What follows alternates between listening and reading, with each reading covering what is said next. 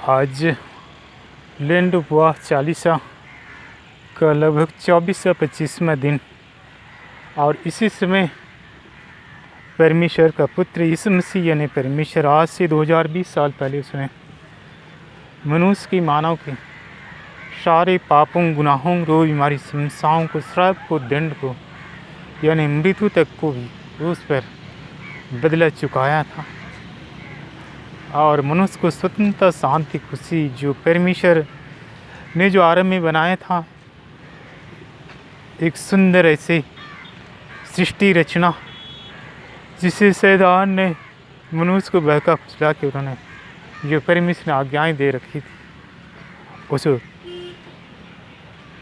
तोड़ने को मजबूर कर दिया और इस तरह से मनुष्य ने उस फल को खा लिया था जिसका दाग, कलंक यानी पाप का वह कलंक जो पीढ़ी दर पीढ़ी आने वाले जाने वाले थे, जिसको परमेश्वर ने इस दुनिया में इंसान के रूप में आकर, यीशु मसीह के रूप में आकर क्रूस पर उन्हें बदला चुकाया और सारे पापों, गुनाहों को मिटा डाला। अपने लहू के द्वारा धोकर उसने एक ऐसे हमें स्वच्छ, पवित्र और उन्होंने एक ऐसे निर्मल उज्ज्वल की तरह उन्होंने उन्हें स्वतंत्रता, शांति, खुशी दी है और वही परमेश्वर की योजना थी। परमेश्वर क्रोध जो कि शैतान पर था, शैतान ही दोषी उस पापों, गुनाहों के लिए। मनुष्य तो सुख चैन से आदम है उस वाटिका में रहते थे, किंतु शैतान ने उन्हें बहका फुसला कर जिसे परमेश्वर ने मना किया था ज्ञान का वृक्ष और भले बुरे ज्ञान का वृक्ष, उस ज्ञान का वृक्ष को, फल को उसने खाने को बहका फुसला करने मजबूर था और देखने में अच्छा, खाने में और हो सकता मीठा, स्वादिष्ट, उसने फल तोड़ के खा लिया और परमेश्वर की आज्ञाओं को तोड़ दिया। जो परमेश्वर डेली रोज़ शाम को मिलने आता था, किंतु उस दिन नहीं दिखे आदम और हवा। तब उसने आवाज़ लगाई कि कहाँ है आदम। तब उसने झाड़ी में छिपा था, क्योंकि उस समय वास्तव में वो एक दुनियाई या सांसारिक वस्त्र वो पहने नहीं थे, किंतु परमेश्वर की एक भव्यता की वस्त्र और परमेश्वर की भव्यता, अवसरता का वस्त्र उन्हें पहने रखा था, जो उसमें से हट गई और वो एक दूसरे नंगे लगने लगे। तब आदम कहता है कि प्रभु मैं छिपा हुआ हूँ झाड़ी पे, क्योंकि मैं नंगा हूँ और मुझे शर्म आ रही है और मैंने वह फल जिसे मना किया था खा लिया। तब परमेश्वर ने पूछा क्यों खाया, किसने तुम्हें खाया? तब आदम कहता है हेवा कहती उस सांप ने बहकाया, क्योंकि सांप ने, शैतान ने उस सांप पर जो प्रवेश करके उनसे खिला दिया था बहका फुसला के, उसने पाप का भागी दोषी बना दिया था। जो उसी समय से जो परमेश्वर ने जो सृष्टि बनाई थी मनुष्य के लिए और के लिए, उस आशीष, विरासत, बारिश जो इस तरह से वो कठिनाइयों, मुश्किलताओं में बढ़ गई और स्वर्ग का द्वार भी एक तरह से मुश्किल हो गया था। उसे स्वर्ग के द्वार को खोलने के लिए ही परमेश्वर दुनिया में इंसान के रूप में आए थे, इस मसीह के रूप में। उसने सारे दागों को, कलंकों को मिटा करके उसने अपने लहू से धोकर उसने बदला चुका के पुनः स्वर्ग के द्वार खुल गया कि इस मसीह की ओर जो दृष्टि करेगा, उनकी ओर जो ध्यान है, उनकी जो आराधना करेगा, उनसे जो बात है, उनके लिए स्वर्ग के द्वार यूँ ही खुल जाएंगे। खुले हैं, परमेश्वर का हाथ खुला, क्योंकि इस मसीह से कहते हैं स्वर्ग का द्वार मैं, स्वर्ग और पृथ्वी के सारे अधिकार मुझे दे, स्वर्ग का द्वार में पुनरुत्थान और जीवन में हूँ। जो पर विश्वास करता है वो कभी नहीं मर गया, फिर जीवित रहेगा, यानी कभी नहीं मरेगा कहने का मतलब वो आत्मिक रूप से वो हमेशा जीवित रहेगा और उनके लिए परमेश्वर की वह छाया, हाथ हमेशा उनके ऊपर रहेगा और जब समय आएगा उनके लिए स्वर्ग के द्वार खुले रहेंगे। और जिस तरह से कि बहुत सारे लोग या अन्य धर्म, रिलीजन या धर्मावलंबी या अन्य शास्त्र किताबों या अन्य जगहों में जिस तरह से कहते हैं, मिलते हैं पढ़ने में, या कुछ लोग कहते बातें भी करते हैं और इस तरह से कि सोच भी है कि जीसस क्राइस्ट यानी यीशु मसीह और श्री कृष्ण में समानता है और दोनों ही कहते हैं कि एक ही भगवान है या तो एक ईश्वर है। और इस तरह से कहते हैं, लोगों का सोच है। लेकिन इस मसीह में यानी जीसस क्राइस्ट में और श्री कृष्ण में क्या अंतर है, इसमें देखिए। इस मसीह के बारे में जिस तरह से कि अल्फा ओमेगा आदि अंत परमेश्वर कहते हैं, यूहन्ना रचित सुसमाचार या संजीवन का सुसमाचार से लिखा है कि आदि में शब्द था, आदि में वचन था, वचन परमेश्वर के साथ था और वही वचन आदि में परमेश्वर के साथ था और उसी के द्वारा सब कुछ उत्पन्न हुआ और उसके बिना कोई वस्तु उत्पन्न नहीं। उसमें जीवन था और वह जीवन उसकी ज्योति थी। आगे चलकर वही 1:14 में लिखा है कि वचन ही देह धारण हुआ, वचन ही निशान बना, वचन परमेश्वर धरती पर आए। और उसी को ईसाई ग्रंथ 9 अध्याय के 5-6 में या इस तरह से कि एसाज भविष्यवक्ता करीब 2,500 साल पहले उन्हें भविष्यवाणी की थी कि तुम्हें एक बालक उत्पन्न पुत्र दिया गया है, प्रभुता उसके कंधे पर होगी, उसका नाम अद्भुत युक्ति करने वाला, प्रकर्मी, परमेश्वर, अनंत काल का पिता, शांति का राजकुमार, उसके राज्य का कभी अंत नहीं। और इसी तरह मीका भविष्यवक्ता ने भी कहा, हे यरूशलेम जो सबसे छोटा वह देश है, राष्ट्र है, किंतु तुझमें ही एक पुरुष निकला जिसे तू सबसे महान गिना जाएगा। इस मसीह और भी कहा है कि तरसीस और द्वीपों के राजा नजराने पेश करेंगे, अरबों और रबा के राजा भेंट छाछ, सारे राजा उसके दंडवत पर, सारी जातियाँ उसकी सेवा करेंगी। इब्रानी की पत्री 1, 2 और 3 में भी लिखा हुआ है कि इस मसीह परमेश्वर की वह स्वरूप प्रतिबिंब है और सारी सृष्टि जो उसी के द्वारा उत्पन्न हुआ। और वही इस मसीह जो परमेश्वर की योजनाओं के अनुसार दुनिया में इंसान के रूप में आए थे, मानव मुक्ति योजना के अनुसार सब कुछ को पूरा करके उन्हें मर करके क्रूस पर उन्होंने 3 घंटों तक असहाय, जिसे अभी लेंट का समय है, उन्हें क्रूस पर जान दे दी। और क्रूस पर जान देने के बाद वो सीधे स्वर्ग नहीं गए किंतु अधोलोक में गए थे, क्योंकि वहाँ भी पहले जो इस दुनिया से गुजर गए थे बंधक आत्माएँ थे, स्वर्ग नहीं पहुँची थी। वहाँ भी जाकर उन्होंने सुसमाचार प्रचार किया, बंधक आत्माओं को छुड़ाया और स्वर्ग पहुँचा। फिर इस दुनिया में आई, जी उठे, 40 दिन तक रही, 50, 100, हज़ारों उनको दिखाई दी और फिर से चलेगी स्वर्ग में, पिता अपने इसको दाहिने और बैठे, वहाँ से अभी हमारे लिए प्रार्थना करते हैं। और फिर से वे द्वितीय आगमन जो रैप्चर कहते हैं आएंगे स्वर्गदूतों के साथ में, कलीसियाएं और पंच लोग उठा ली जाएंगे। कुछ बचेंगे जो क्लेश और महाक्लेश का कारण होगा और उसमें बहुत ऐसे क्लेश यानी तकलीफ़ें, कष्ट होगी और लोग जो इस बाइबल को खोजने के लिए इधर उधर दौड़ धूप करेंगे, कुछ मिलेगा कुछ नहीं भी मिलेगा, क्योंकि वो क्लेश का समय है। और उसके बाद सूर्य, चंद्रमा, तारे या पहाड़ सब कुछ या तालाब, नदियाँ, झील वगैरह सब इस तरह से जाएंगे और दुनिया का अंत यानी उसके बाद फिर यीशु मसीह ही जैसे उस न्याय सिंहासन पर, उस सोने की चेयर पर, कुर्सी पे, स्वर्गीय सिंहासन उस कुर्सी पर बैठेंगे और जैसे लिखा गया है कि भेड़ और बकरी की तरह हम इस दुनिया में जो कुछ भी करते हैं सब कुछ लिखा जाता है।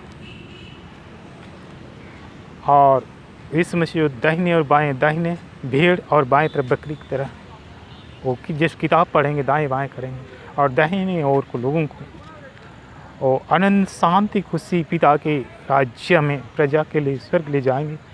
किंतु बाएं ओर के लोग जो शैतान के साथ चलते, शैतान का कार्य करते और जैसे भले लोगों को सताते या शैतान का कार्य करते, वैसे जिनका नाम किताब में नहीं मिलेगा उन्हें शैतान और उनके दूतों के साथ आग की झील में डालकर समाप्त कर दिया जाए। उनका कोई अस्तित्व नहीं हुआ। फिर नई सृष्टि का आरंभ होगा। नई सृष्टि में ऐसे सूर्य, चंद्रमा, तारे वगैरह कुछ भी नहीं होंगे। जिस तरह से स्वर्ग में सूर्य, चंद्रमा, तारे नहीं होते, वैसे ही नई सृष्टि में सूर्य, चंद्रमा, तारे नहीं होंगे। परमेश्वर के प्रकाश से ही सारी सृष्टि चलेगी, जिएंगे रहेंगे सभी खुशी, शांति, खुशी। इस तरह से स्वर्ग में वह भी एक स्वर्ग ही है। और परमेश्वर का जिस तरह से यह शास्त्र वचन कहता है कि स्वर्ग की शुरुआत इस दुनिया से ही हो जाती है और जो परमेश्वर के साथ में पिता पुत्र पवित्र आत्मा के नाम साथ हैं, उनके लिए ये दुनिया भी स्वर्ग जैसी है, यानी स्वर्ग की शुरुआत इस दुनिया से शुरू हो जाती है और स्वर्ग जाने के बाद और अनंत सुख। और इस मसीह जो ये हैं जिसे हम मुक्तिदाता उद्धार करता, यह जो लेंट का समय है 2020 साल पहले इसी समय इस समय से क्रूस पर मूल्य चुकाया था, कीमत दिया था, अपना लहू देकर उन्होंने खरीद लिया था। जब भी कोई चीज़ हमें खरीदने होते हैं, पैसे लेकर शॉप में या दुकानों में पैलेस में जाते हैं, पैसे पे करके देकर उस चीज़ को जब खरीद लेते हैं वो अपनी हो जाती है। वैसे इस मसीह ने अपना लहू को लेकर उसने हमें खरीद लिया। विदा से कहते हैं, पिता देख तेरे बेटे मेरे बेटे बेटियाँ जिसको मैंने अपनी लहू से खरीद लिया, और ये मेरे बेटे बेटियाँ हैं, इन्हें स्वर्ग में जगह दे। और क्योंकि तूने मुझे इस दुनिया में भेजा था बदला चुकाने के लिए, खरीदने के लिए, इनको मैं खरीद के मैं तुझे सौंपता हूँ और स्वर्ग राज्य के आनंद खुशी शांति दी, और स्वर्ग के राज्य की वो प्रजा होंगे, सदस्य होंगे जो इस मसीह द्वार बन के आए, वो है इस मसीह। और अब सुनिए कि श्री कृष्ण के बारे में। श्री कृष्ण जिस तरह से ब्रह्मा विष्णु शिव, और ब्रह्मा विष्णु शिव यानी आरंभ में ऐसे उनके उत्पन्न होने या शुरुआती समय उनके 3-4 कारण बताते हैं। उसमें एक व्यक्ति जो ब्राह्मण था वह आराधना करता था, उस छोटे सा कोई पौधे या पेड़ या चीज़ों को रख करके वह पानी डालता, पूजा आराधना करता था। वहाँ से उन्हें कुछ परिवर्तन दिखाई दे, उसने आगे बताया, तब वहाँ से ब्रह्मा विष्णु शिव और एक दूसरी तरह से दिखाते हैं कि ब्रह्मा विष्णु और शिव के पिता जो सदाशिव थी, उस समय जो दुर्गा वहाँ था, उन्हीं के बच्चे कहलाते हैं। और एक तीसरा कारण है कि जैसे ब्रह्मा विष्णु शिव, ब्रह्मा ने या विष्णु ने अपने नाभि से उन्हें उत्पन्न किया, ब्रह्मा विष्णु। और एक चौथा कारण है इस तरह से कि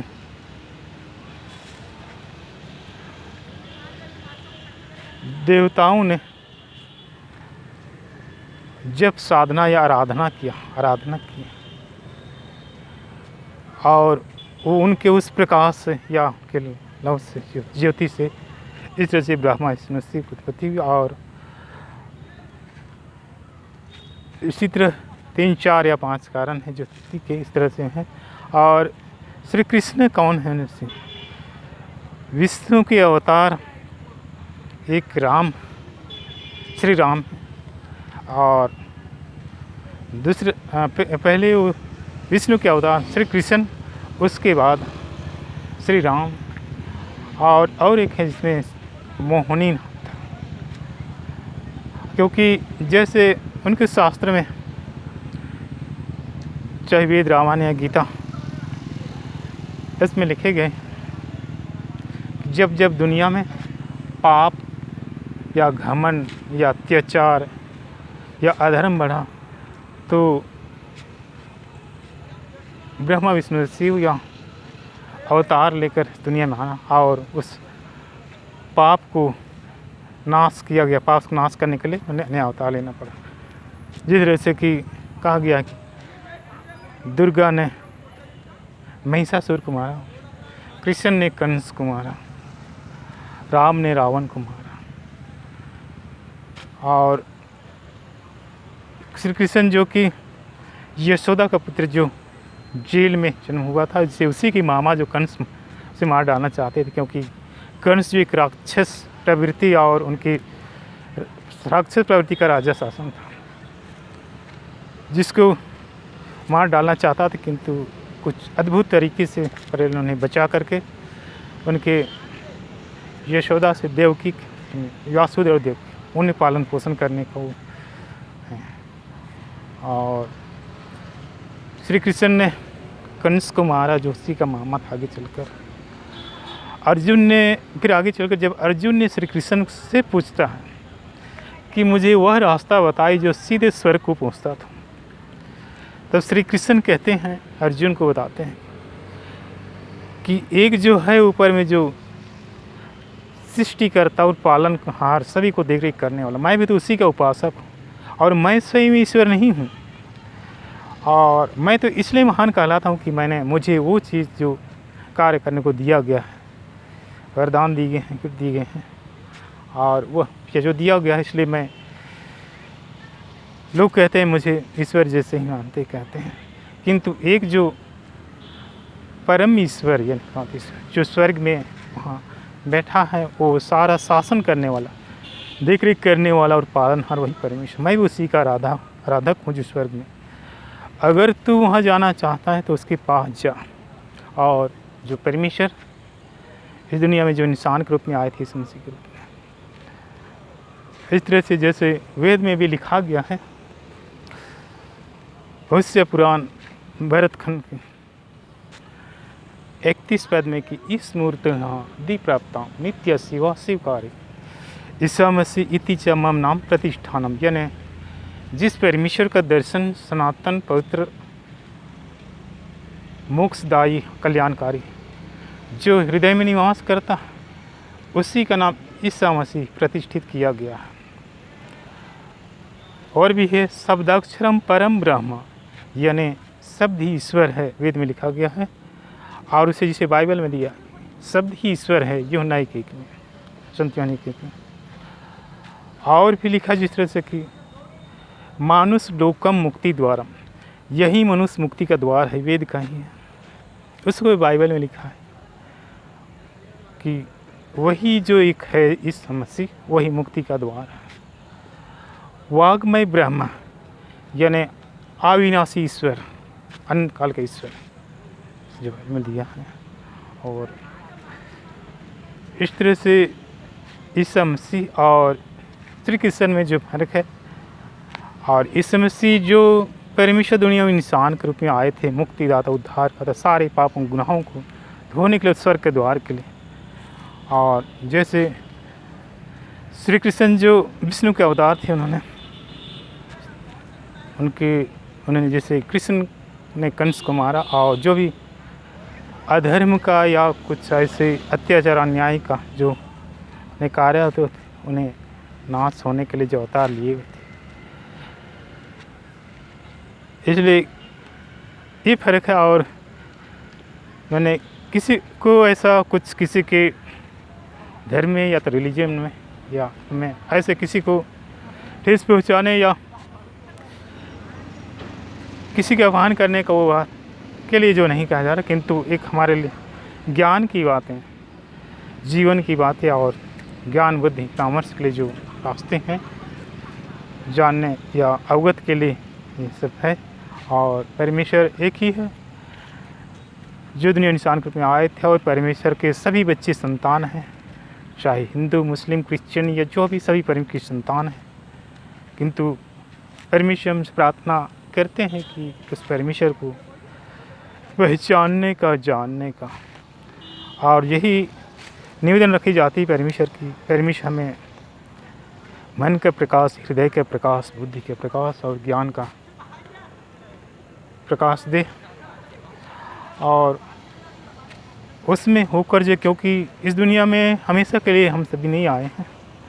कोई 30 साल, 50 साल, 60, 90, 90, और या तो कोई कम ही चले जाते हैं। उसके बाद तो फिर अगली ज़िंदगी जो स्वर्ग के लिए। और इसलिए इस वजह से कहते हैं स्वर्ग के द्वार, जो उनको दृष्टि करेगा स्वर्ग के द्वार खुल जाते हैं। स्वर्ग के द्वार यूँ खुले हैं। और परमेश्वर कहता है जिस तरह से मैं अनंत जीवन देता हूँ, जो मुझ पर विश्वास करता है कभी नहीं मरेगा। स्वर्ग और पृथ्वी के सारे अधिकार मुझे थे, तेरे चरणों में है परमेश्वर। यह लेंट का जबकि 24वां 25वें दिन परमेश्वर सभी की पर जो भी जिनका भी ध्यान है या सुन रहे, सभी की पर स्वर्ग संसार ध्यान से जोड़े ले बड़ा घिरा बना बहुत कांटे कोड़े लहू का और जग स्वर्गीय सेनाओं का बड़ा कोई अंधकार या दुष्टात्मा में पहुँच ये अंधकार दुष्टात्मा की बात है, कुछ भी असर ना हो, प्रभाव नष्ट हो जाए।